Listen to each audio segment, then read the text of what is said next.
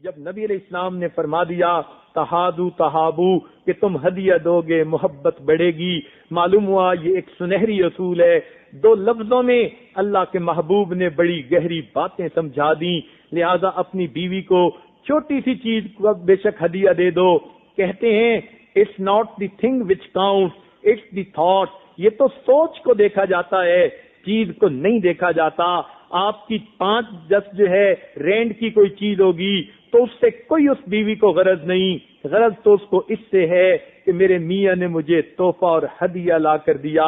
ضروری نہیں ہوتا کہ ہر تحفہ کوئی ڈائمنڈ اور بڑا قیمتی ہو تب تحفہ بنتا ہے، نہیں، چھوٹی چھوٹی چیزیں بھی تحفہ بن جاتی ہیں۔ تو کوئی نہ کوئی چیز اپنی بیوی کو تحفہ جو ہے دیتے رہنا وقتاً فوقتاً، یہ گھر میں محبت کا سبب بن جاتا ہے۔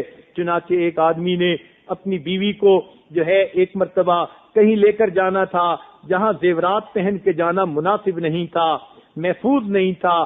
چنانچہ بیوی نے بھی کہا کہ ہاں مجھے زیور نہیں پہننے، خامن نے بھی کہا نہیں پہننے، بیوی نے سارے زیور اتار دیے مگر ایک لاکٹ اس نے لے کر پھر گلے میں پہن لیا، کہنے لگی یہ تو میں ضرور پہن کے جاؤں گی۔ میاں نے پوچھا کہ آخر اس کی کیا وجہ ہے؟ وہ کہنے لگی کہ آپ کو تو یاد نہیں، مجھے یاد ہے۔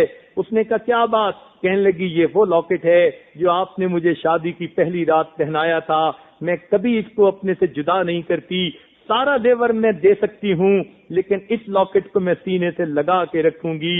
اس لاکٹ میں محبت کا پیغام ہے جو پہلی ملاقات میں آپ نے مجھے دیا تھا۔ اس سے اندازہ کیجئے کہ بیوی اپنے میاں کے تحفہ کو کتنا عظیم سمجھتی ہے، اس لیے کہ وہ چیز تو چھوٹی ہوتی ہے مگر اس کے ساتھ جو محبت منسلک ہوتی ہے وہ اس چیز کو بڑا قیمتی بنا دیتی ہے۔ اور بیوی تو محبت کی جو ہے طلبگار ہوتی ہے، اس کو خاوند سے محبت ہی تو چاہیے ہوتی ہے، اس نے کوئی زیورات کو چوسنا تھوڑا ہوتا ہے یا گھر کی چیزوں کو اس نے کوئی جو ہے کہاں لے کے جانا ہوتا ہے، اس کو تو ہر چیز میں محبت ہی چاہیے ہوتی ہے۔ اس لیے کہتے ہیں کہ زلیخا نے اس کو یوسف علیہ السلام سے ایسی محبت تھی کہ اس نے ہر چیز کا نام یوسف ہی رکھ دیا تھا، گھر کی ہر چیز کو یوسف کہہ کے پکارا کرتی تھی۔ اسی طرح بیوی کا بھی معاملہ ہوتا ہے، اس کو خاوند سے محبت ہوتی ہے، ہر چیز میں اس کو خاوند کی محبت نظر آتی ہے، لہذا اگر آپ اسے وقتاً فوقتاً کوئی ہدیہ دیں گے تو یہ ہدیہ آپس میں محبت بڑھنے کا ذریعہ بن جائے گا۔ اور ویسے بھی حدیث پاک میں فرمایا گیا سب سے بہترین صدقہ وہ ہے جو انسان اپنے بیوی اور بچوں پہ خرچ کرتا ہے۔ علماء نے لکھا کہ اگر انسان اللہ کے راستے میں خرچ کرے تو بھی اتنا ثواب نہیں جتنا بیوی کو کوئی چیز لے کر دے اس کا ثواب ملتا ہے۔ تو معلوم ہوا کہ جب صدقہ میں سے بہترین صدقہ یہ ہے کہ انسان اپنے بیوی اور بچوں پہ خرچ کرے، تو پھر معلوم ہوا کہ یہ چھوٹا سا تحفہ صرف بیوی کو ہی پسند نہیں آئے گا بلکہ پروردگار کو بھی پسند آئے گا۔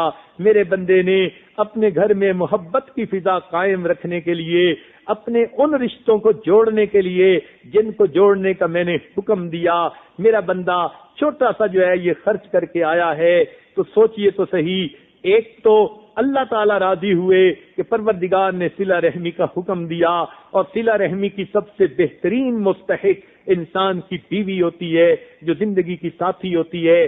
تو یہ تحفہ دینا اللہ تعالیٰ کی خوشی کا بھی سبب بنتا ہے اور بیوی کی خوشی کا بھی سبب بنتا ہے، اور بیوی جب خوش ہوتی ہے تو پھر خوشیاں تو خود انسان کو ملتی ہیں۔ شاید دینا اتنا زیادہ نہیں ہوتا جتنا ریٹرن انسان کو زیادہ مل جاتا ہے۔ تو چالاک خاوند اس کام کو بہت اچھی طرح کرتے ہیں تاکہ ان کو بیوی کی طرف سے بھی محبتیں ملیں۔ یہ اللہ رب العزت کی جو ہے حکم بھی ہے اور اللہ کے محبوب کا حکم بھی ہے، ہدیہ دو محبت بڑھے گی۔ تو گویا حدیث پر بھی عمل ہوا۔